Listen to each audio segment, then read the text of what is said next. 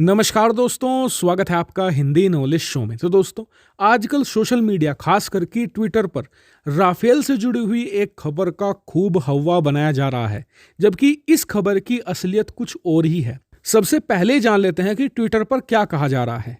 कहा यह जा रहा है कि भारत और फ्रांस मिलकर भारत के नए नवेले राफेल लड़ाकू विमानों को अपग्रेड करने जा रहा है, जबकि इन लड़ाकू विमानों की डिलीवरी भी अभी पूरी नहीं हुई है। ऐसे में नए लड़ाकू विमानों को अपग्रेड करने का कोई मतलब नहीं बनता। ऐसे में कहीं ना कहीं जरूर राफेल में कुछ खराबी होगी, लेकिन असलियत कुछ और है। देखिए, ये बात बिल्कुल सही है कि भारत और फ्रांस मिलकर भारत के नए राफेल लड़ाकू विमानों को अपग्रेड करने जा रहे हैं, लेकिन अपग्रेडेशन के पीछे के कारण कुछ और हैं।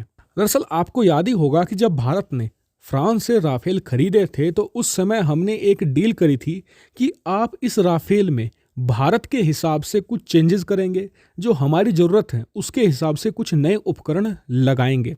ऐसे में अब भारत की एक टीम फ्रांस गई हुई है और उन्हीं इंडिया स्पेसिफिक जो इन्हेंसमेंट होने हैं, नई चीज़ें लगनी हैं, उनकी टेस्टिंग की जा रही है। और इसके लिए सबसे पहले चुना गया है RB008 को, और इसी के साथ इंडिया स्पेसिफिक जितने भी इन्हांसमेंट है उन्हें टेस्ट किया जाएगा।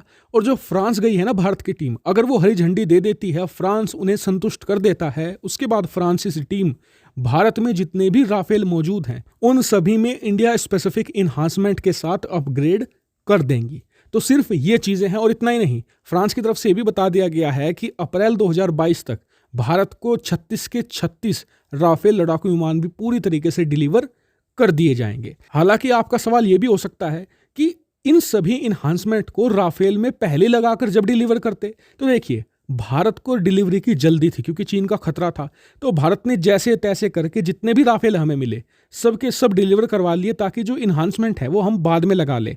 वरना पहले प्लान यही था कि भारत ने जो जो चीज़ कही है वो बदलाव करके तब भारत को डिलीवरी कर दी जाए, लेकिन उसके बाद हमें राफेल कम से कम 1-1.5 साल लेट मिलता। हम वो अभी अफोर्ड नहीं कर सकते थे।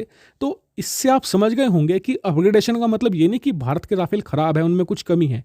इसका मतलब ये है बस कि कुछ नई चीज़ें उसमें ऐड ऑन की जानी है।